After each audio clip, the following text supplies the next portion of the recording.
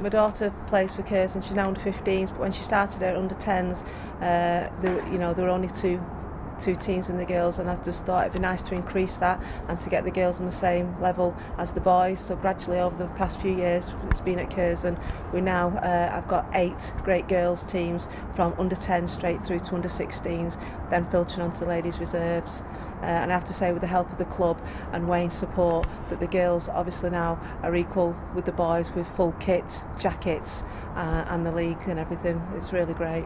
You're also a director at the club, so what does that role involve? That role involves obviously getting out there, coming meeting other directors, pushing the club forward with, again with the girls football, meeting people, getting the juniors down here involved, being mascots for the day, being ball crew and that, just generally trying to get the juniors to take more of an active role in coming supporting the first team down here. I know that the club puts a lot of emphasis on the juniors section. I think you give out free season tickets to all the juniors here. Just how important will they be in the future? Oh, absolutely massive.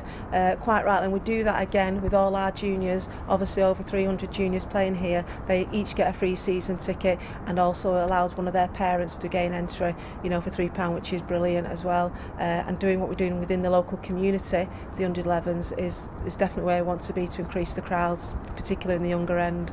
Brilliant stuff. And you've both just returned from a trip to Madrid, so Wayne, how was that? It's just fantastic. Obviously we went over there with 93 kids. It was a really successful trip. The staff worked really hard, and it was just fantastic. But it was a trip of a lifetime, really. So it was 18 months in the planning, Donna. Just how hard was it logistically to put together? Extremely hard, and obviously she's not here today, but I'd also like to thank our treasurer Andrew Allen, who played a massive big part in this, obviously on the money side, because the parents, we had instalment dates which were all met, and then we'd pass that on to Angela, who'd then transfer it back over to Trans Soccer. And obviously myself and Wayne was involved with them in the planning and doing the itinerary with what we exactly wanted for our children to do once we arrived there. And while you're over there, Wayne, I believe you went to Atletico Madrid's new stadium, but you also trained at Real Madrid's training ground, so that must have been quite the experience. It was a great experience, obviously, going to Real Madrid's training ground as soon as we got off the plane, really. And the kids were really excited, upbeat, and the facilities there, obviously, are second to none. And then, obviously, from there, we went to Atletico's Madrid's new ground, which is only a month old, and obviously claimed to fame that we was the first English club to tour that. So it was absolutely fantastic for us as a football club to put Curzon on the map. Curzon are trying to go global, really, aren't they? They're trying to become a big club, not just in Tameside but in the country as a whole. Do you think trips like this will help broaden the club's image? Definitely.